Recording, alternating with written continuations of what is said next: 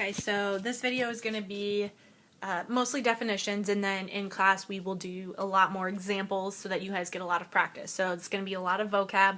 Just make sure you get everything written down. Okay, so it's 1.5 exploring angle pairs. So pairs of angles and different things that they have in common.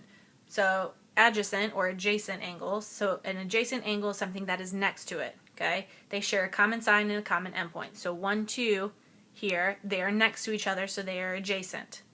Vertical angles are two angles whose sides are opposite of each other. Okay, so these are vertical angles because they are the same measure and they are opposite of each other. These do not look like the same measure, and you can tell that these ones are similar because they both have the same lines right here. These ones, that has 1, this has 2, which means that they don't have the same measure. That means they are not vertical angles. Vertical angles are across from each other and they have the same measure. Okay, complementary angles. Two angles whose sum is 90. So we'll have complementary and we'll have supplementary. So complementary, you're going to have a 90-degree angle. Okay? So we're going to have a 90-degree angle, and both of them added together should be 90 degrees. So this, if they're complementary, that means 58 plus 32 should give me 90 degrees, which it does. Two angles who, when I add them up, sum means add, is 90. Supplementary is when I add both of them, they should equal 180. So we have a straight line here. Both of these angles should equal 180 degrees when I add them. So 60 plus 120 gives me 180. Complementary 90, supplementary 180.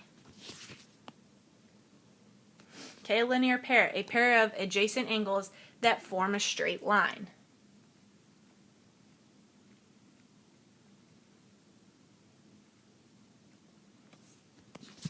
Okay, so I have these two angles, so adjacent again is right next to each other, and when I put them together, they're forming this straight line here.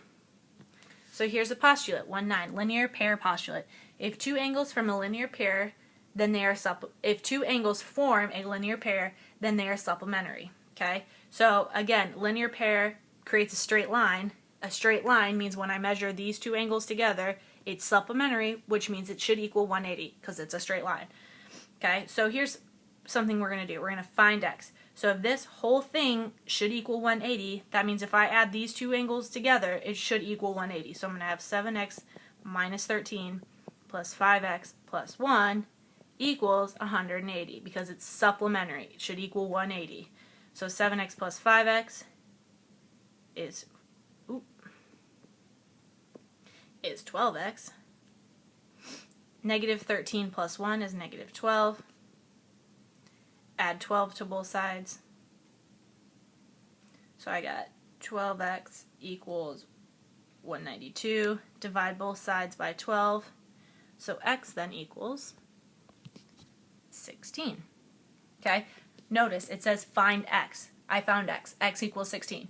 I didn't say my next step could have been find what both of those measure of those angles equal. So then I would have to plug that x back in. But right now I'm only asking for what x equals. So all I have to do is find out what x equals. Angle bisector. So last time we talked about, or a couple times ago, we talked about a line bisector.